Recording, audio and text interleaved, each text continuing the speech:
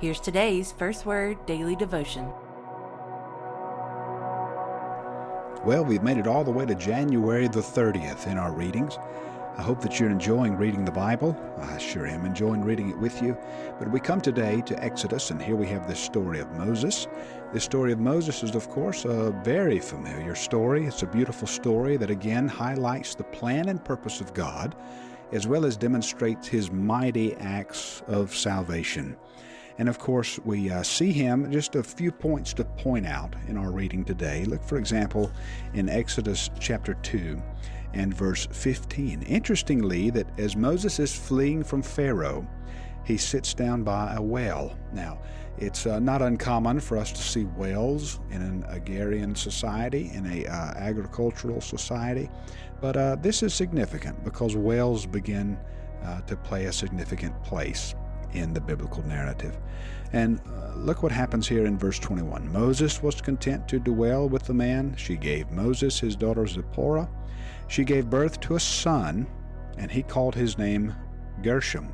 For he said, now look at the language, I have been a sojourner in a foreign land. And that sojourner language there connects the story of Moses back to Abraham, Isaac, and Jacob. Look at verse 23. During those many days the king of Egypt died, and the people of Israel groaned because of their slavery and cried out for help. Their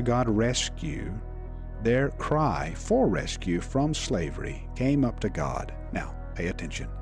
And God heard their groaning. God remembered his covenant with Abraham, with Isaac, and with Jacob. God saw the people of Israel, and God knew. Now, all of those things repeated in the Bible are there for emphasis. It's letting us know that God is not unconcerned. Indeed, he is aware. Indeed, he knows. And indeed, he is going to act.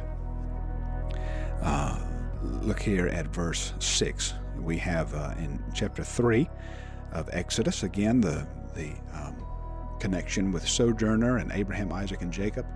God introduces himself as the God of your father, the God of Abraham, the God of Isaac, and the God of Jacob. Moses hid his face, for he was afraid to look at God.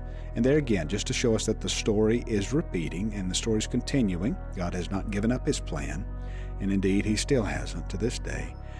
Verse 8, I have come down to deliver them out of the hand of the Egyptians, and to bring them up of that land to a good and broad land, a land flowing with milk and honey. Verse 9, behold, the cry of the people of Israel has come to me. And here again repeated, I have seen the oppression with which the Egyptians oppress them.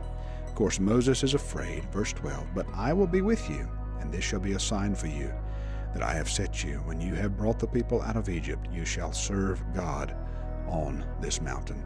And don't miss what happens in verse 13. That section is so important. Pay attention to God disclosing his name, Yahweh, the covenant name. I am who I am. But look at verse 18. Look at this. Again, we see this pattern repeated.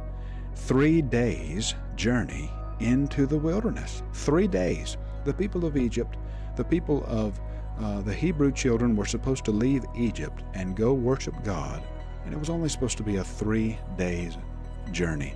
Now, for those of you who are familiar with the biblical narrative, you know that 3 days journey turned out to be a lot longer than that, but we'll get there. Now let's shift the focus to Matthew chapter 16, and there again, look right across, if you're reading the ESV Everyday Bible, look right across the page from 3 days, and you see the connection here. Jesus is foretelling his death, and there again, the third day is significant because he tells Peter and the rest of the disciples that on the third day, he's going to be raised. But notice something in this text here in Matthew chapter 16. Simon Peter answers and says that Jesus is the Christ, the Son of the living God. But then look what happens later. Just later in verse 23, Jesus tells Peter to get behind him, Satan. And of course we learn from that our dependence, as the book of the Exodus tells us, our dependence is on the Lord.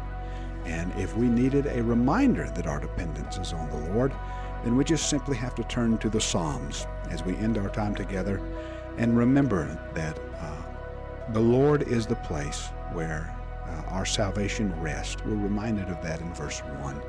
One thing I have asked of the Lord in verse 4, and that will I seek after, that I may dwell in the house of the Lord all the days of my life, to gaze upon the beauty of the Lord and to inquire in his temple. And let's end our time today by just reading Psalm 27, 13 and 14. I believe that I shall look upon the goodness of the Lord in the land of the living.